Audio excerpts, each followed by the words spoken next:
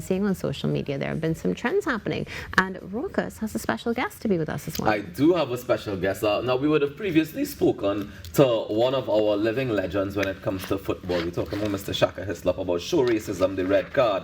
And this morning we have him back online because we'll be chatting a little bit about the show racism, the red card Hall of Fame, which we recently saw some new inductees in. So this morning, let me welcome Shaka Hislop, founder and honorary president of Show Racism, the red card. Good morning to you, sir.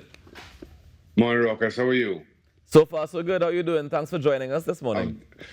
I'm doing well. A little jet lagged, but I'm doing all right. I mean, such is the life that you live when you try to change the world, right? tell me about the Hall of Fame for Show Racism, the red card, because we know this initiative started is about 29 years ago at this point, yeah? Correct. That's right. Next year we'll be celebrating our 30th anniversary. This was actually our fifth Hall of Fame induction ceremony over the course of that time. This is actually our second at 10 Downing Street. So we started to plan this one some time ago around inducting a number of football clubs. 4 clubs were inducted: Arsenal, Sunderland, Portsmouth, and Bolton, along with a number of other individuals.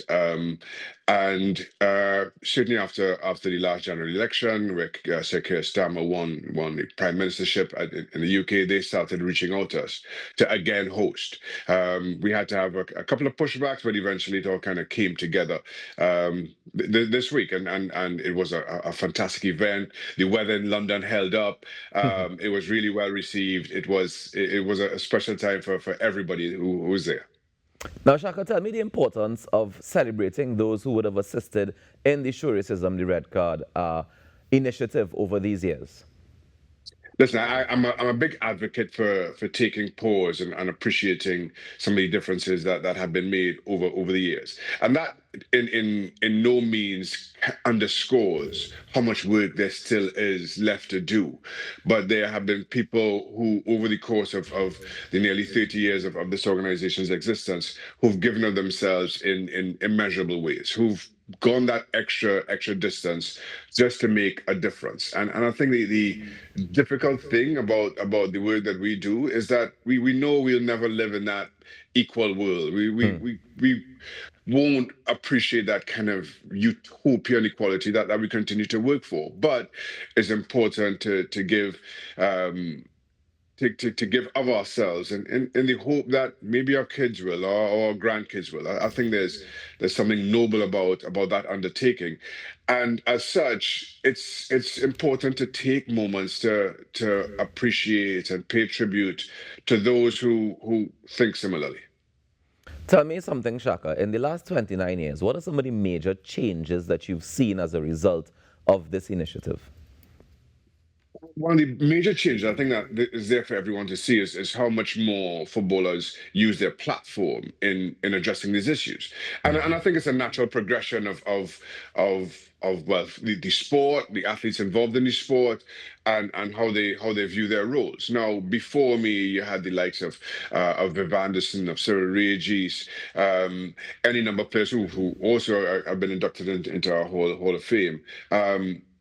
And the big issue for them, the big ask of them at the time was simply to represent, to show young black kids in Trinidad and Tobago, as I was, that you can be a professional footballer. So they went out into the park every single weekend, endured untold racist abuse in the sole effort of representation, of letting kids see themselves in those roles and in those positions. I try to stand on the shoulders of those giants and tell those stories, and going to schools and let kids know, let kids understand the humanity behind those efforts of players before me.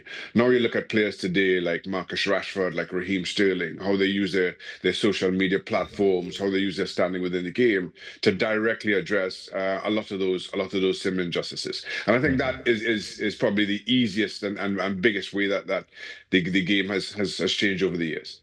What do you see as the future for Show Racism, the red card?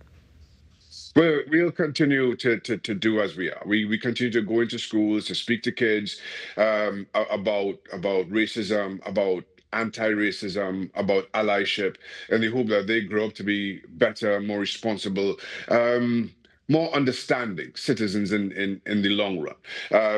And that in part is both the beauty and the difficulty of the work that we do.